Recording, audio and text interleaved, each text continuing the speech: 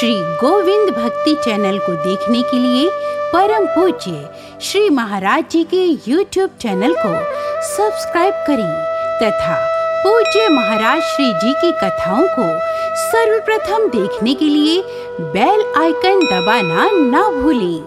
प्रकट हो गए और इंद्र ने अपना मृदंग बजाया। इंद्रोवादीन मृदंगम जय जय सुकरा कीर्तने ते कुमारा यत्राग्रे भाववक्ता सरसर चनया व्यासपुत्रो बभूव।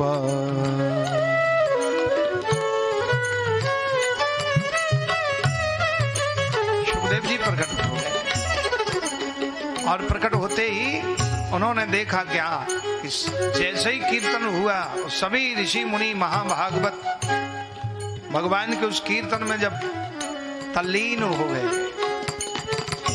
भगवान से नहीं रहा गया, भगवान भी प्रकट हो गए, दर्शन दे दिए। बोलिए गोविंद भगवान की जय। भगवान प्रकट हुए, प्रकट होते ही सभी भक्तों को दर्शन दिया, उनकी कथा श्रवण करना सफल हो गया, उनके अंतःकरण को शुद्ध कर दिया।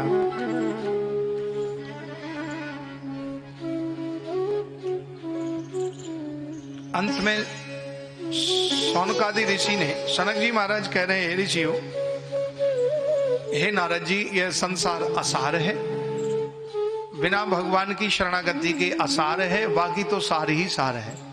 इसलिए जीवन में कथा मात्र का जीवन ऐसा ही भाव होना चाहिए, तो उसे संपूर्ण जीवन का सार प्राप्त हो जाता है। सूत जी 88,000 ऋषियों को सुनाते हैं कि हे ऋषियों, असारे संसारे विषय विष संगा कुलधिया क्षणार्धम क्षेमार्थम पिबत शुक गाथा तुलसुदाम तुलसुधाम किमर्थम व्यर्थम भो ब्रजत कुपथे कुत्सित कथे कथे परीक्षित साक्षी यद श्रवण गत मुक्ति युक्त कथने।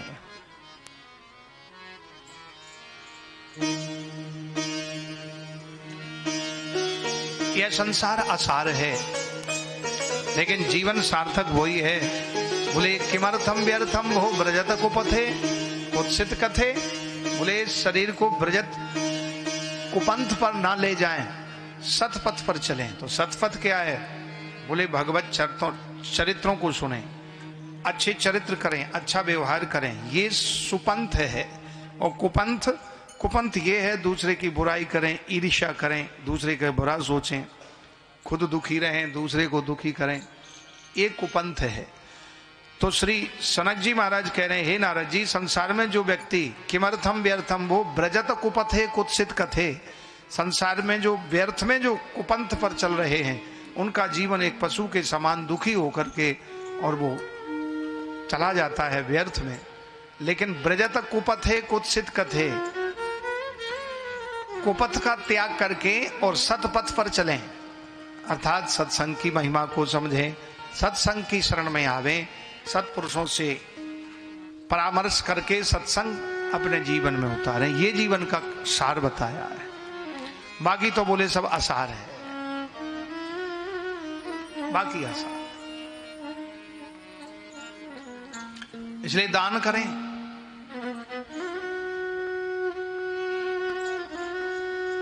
देवता दानव मानव तीनों को भगवान ब्रह्मा जी ने उपदेश दिया। प्रेम से बोलो जय श्री कृष्ण। जय श्री कृष्ण। मानव जीवन की सार्थकता कैसे हो, मानव जीवन सार्थक कैसे हो, श्री गुरुदेव भगवान बहुत अच्छी बात बताते।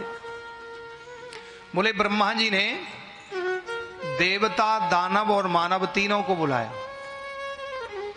और तीनों ने ब्रह्मा जी के पास जाके प्रणाम किया और ब्रह्मा जी ने तीनों को एक उपदेश दिया, दा इति दा।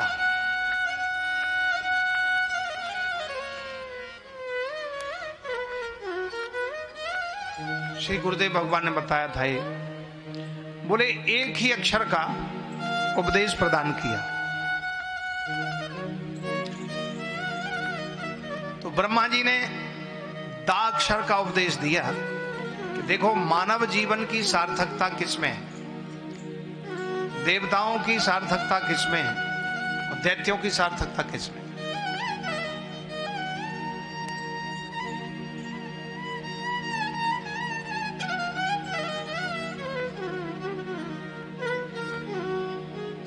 दा इति दा, दाक्षर का उपदेश दिया ब्रह्मा जी ने। तो दैत्यों ने विचार किया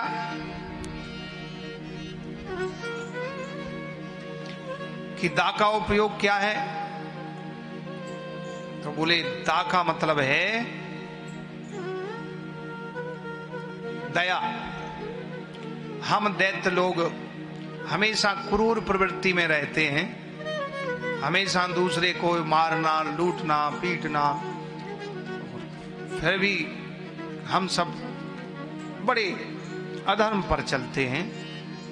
तो दा का मतलब है दया करना सीखें। दा का मतलब दया। ये दैत्यों ने विचार कर लिया।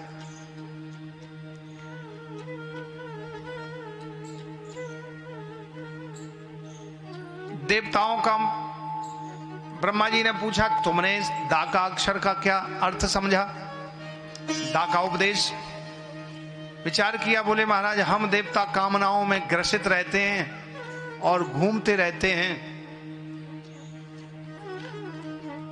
और स्वर्ग में भोगों का भोग करके और फिर पुनः मृत्यु लोक में जाते हैं, इसलिए भोगों का परित्याग करके दा का मतलब है, दा का मतलब दमन, इंद्रियों पे दमन करें, चलायमान इंद्रियों को हम रोकें और अपनी स्थिति में रहें, तो निरंतर हमें भगवान के स्वर्ग की प्राप्ति रहेगी। दा का मतलब है, देवताओं ने समझ लिया दमन। मानवों से पूछा, बोले दा का मतलब क्या है, तुमने क्या समझा। विचार किया, बोले प्रभु हम मानव हमेशा संग्रह करते रहते हैं, जहां भी जाएं जो भी तो कुछ ना कुछ लेते रहते हैं, संग्रह करते रहते हैं। ग्रहण लेने की प्रवृत्ति है, देने की प्रवृत्ति नहीं है हम लोगों में।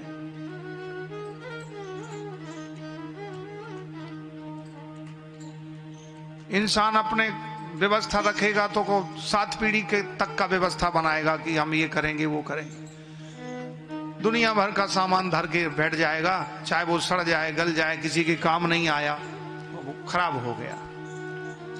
कभी पक्षी, चिड़िया, कागला कभी कोठार नहीं बनाते हैं कि हम अपना अनाज रख लें बरसात में खाने के लिए। या कभी आपने चिड़िया को देखा हो या कोयल को या मोर को कि वो अपना सूटकेस में कपड़े जमा के रख रहा है।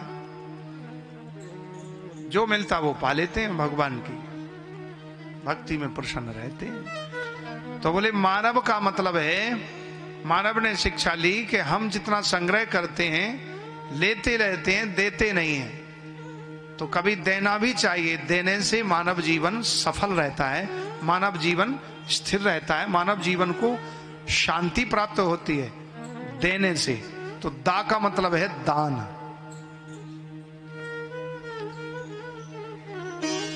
आप लेते जाएं, रखते जाएं, तो रखते रखते जोड़ते जाएं, जोड़ते जोड़ते उसमें अशांति पैदा हो जाएगी, दुख पैदा हो जाएगा और अहंकार आ जाएगा, गंदगी उत्पन्न हो जाएगी, दुर्गंध आने लगेगी।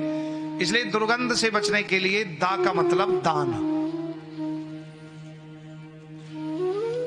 दान देने, त्याग में ही शांति है। भगवान श्री कृष्ण अर्जुन को कहते हैं, श्रीमद् भगवद गीता के 12वें अध्याय का 12वां श्लोक भक्ति योग में, श्रेयो ही ज्ञानम अभ्यासः ज्ञानात् ध्यानम विशिष्यते ध्यानात् कर्म फल त्यागस् त्यागात् शांतिरनंतरम। भगवान कह रहे हैं हे अर्जुन, श्रेयो ही ज्ञानम अभ्यासः, सबसे श्रेष्ठ है भगवत जन्य ज्ञान, भगवत प्राप्ति का ज्ञान जिसको हो जाए वो श्रेष्ठ है। और बोले उस ज्ञान से श्रेष्ठ है मेरा ध्यान, भगवान का ध्यान, भगवान का ध्यान श्रेष्ठ है। और उस ध्यान से श्रेष्ठ क्या है? बोले ध्यानात् कर्म फल त्यागस, ध्यानात् कर्म फल त्यागस, बोले उस ध्यान, मेरा ध्यान करने से श्रेष्ठ है शुभ पुण्य कर्म फलों का त्याग करना।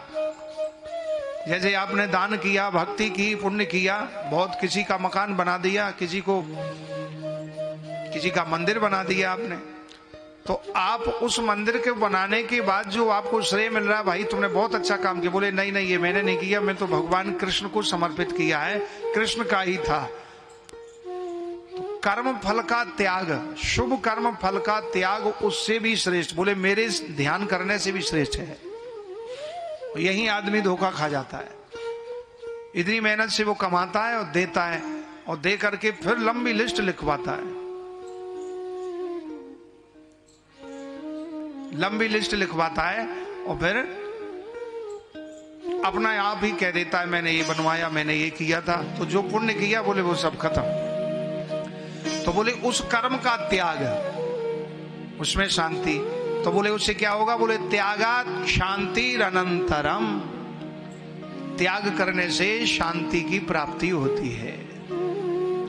आप अपने शरीर के ऊपर ही घटा लीजिए,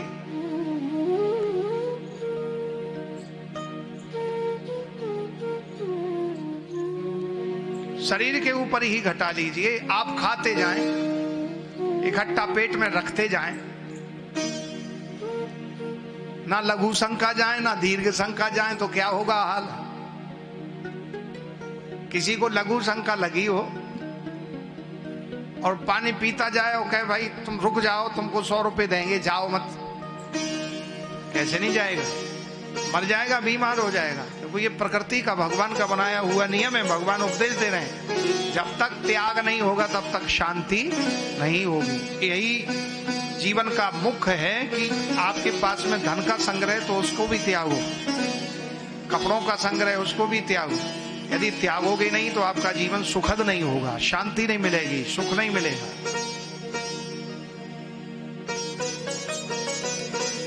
त्यागात् शांतिरनंतरम। यदि आपने लेना ही लेना सीखा, देना नहीं सीखा, तो आपका जीवन एक तरफ ही रह जाएगा, मानव जीवन नहीं कहलाएगा। इसलिए श्रेयो ही ज्ञानम अभ्यासः ज्ञानात् ध्यानम विशिष्यते ध्यानात् कर्म फल त्यागस् त्यागात् शांतिरनंतरम।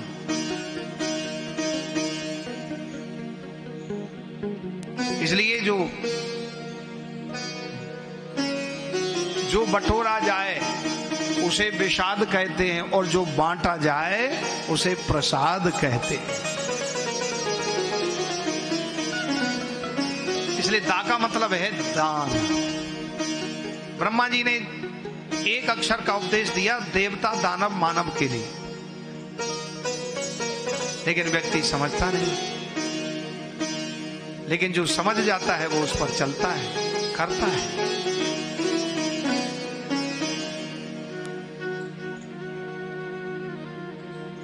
बहुत ऐसे कंजूस होते हैं कि शरीर नष्ट हो जाए, दाम ना जाए, चाहे चाम चली जाए,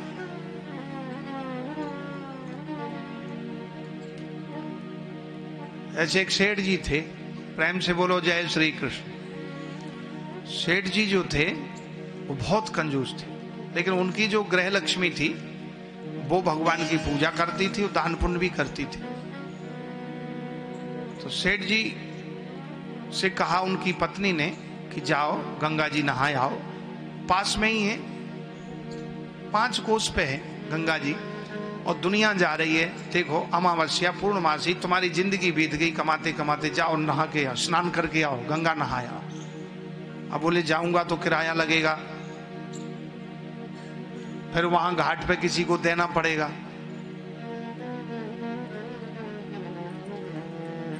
एक साल से कह रही थी, लेकिन वो कहीं जाते ही नहीं थे, कहीं नहीं जाना। बोले हमारे तो दिल में ही गंगा है। बहुत लोग ऐसे होते हैं, लेकिन हट कर ली, बोले नहीं तुम जाओ तो सही। अच्छा ठीक है तो मैं जाता हूं। तो वो पैदल गए।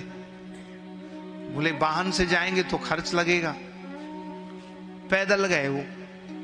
अब पैदल जा करके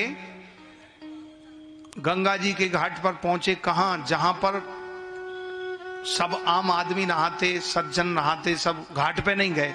क्यों? बोले वहां पंडा मिल जाएगा, पंडा जी मिल जाएंगे तो वहां पर उनको सब पैसा देना पड़ेगा। तो बोले ऐसी जगह चलो जहां कोई नहीं हो, सुनसान हो और कोई मिले ना, चुपचाप गंगा जी में नहा के और पैदल चले जाएंगे। 5 कोस पैदल गए। एक कोस में 4 किलोमीटर होता है 3 किलोमीटर एक कोस में होता है। 15 किलोमीटर पैदल गए वो, और चल करके जाके अब देखा घाट पे तो जाएंगे नहीं, तो एकांत में शमशान घाट था। बोले यहां ठीक है, कोई नहीं है यहां। शमशान घाट पे कौन रहता? कोई नहीं रहता। बोले ये ठीक है, यहीं अच्छा है, कोई नहीं है। लेकिन भगवान भी कभी कभी कौतूहल करते हैं। तो उस कंजूस के भाव को भगवान ने देखा।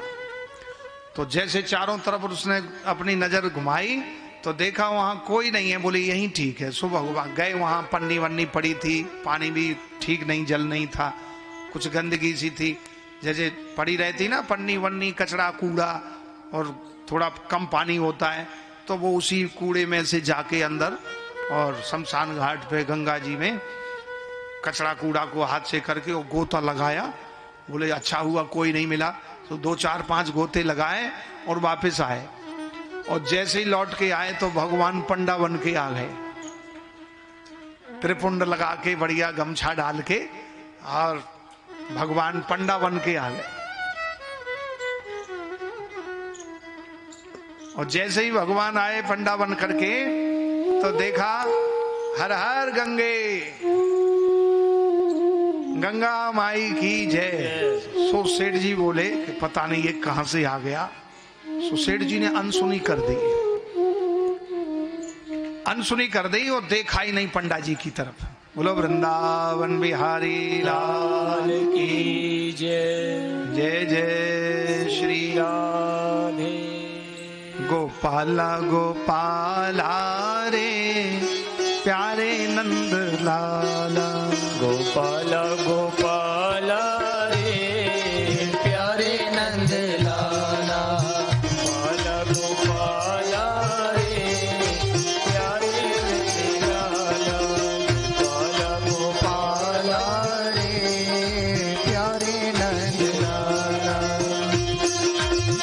प्यारे नंद लाला दुलारे नंद लाला, गोपाला गोपाला रे प्यारे नंद लाला, गोपाला गोपाला रे प्यारे नंद लाला। पंडा जी जो है वहीं बैठे थे, चंदन लिए प्लेट में, और चंदन लेके बोले आओ भगत जी आओ। बोले महाराज हम सब पूजा जानते हैं। बोले नहीं आप आओ तो सही। आए तो पंडा जी ने तिलक लगाया, चंदन लगाया। बोले संकल्प करो। बोले संकल्प किस बात का? बोले आप गंगा जी नहाने आए, और गंगा जो पहली बार नहाता है तो वो जो है संकल्प करता, और यहाँ जो गंगा जी के तट पर संकल्प करे दान पुण्य का, तो जा ऊपर जाके भगवान उसको स्वीकार करते हैं, इसलिए कुछ तो तुमको दान करना। अरे बोले हम कोई दान वान कुछ नहीं करते। बोले नहीं आपको तो करना पड़ेगा। बोले नहीं हम कुछ नहीं करेंगे। जाने लगे। अच्छा चलो ठीक है तुम जो भी कहो दान करो। बोले हमारे पास कुछ पैसा ही नहीं, देखो कुछ भी नहीं। वो लाया नहीं था साथ में कुछ भी, जानता था कि दूंगा ही नहीं किसी को। पैदल जा रहा हूं, नहाना भी फ्री का, चलना भी फ्री का,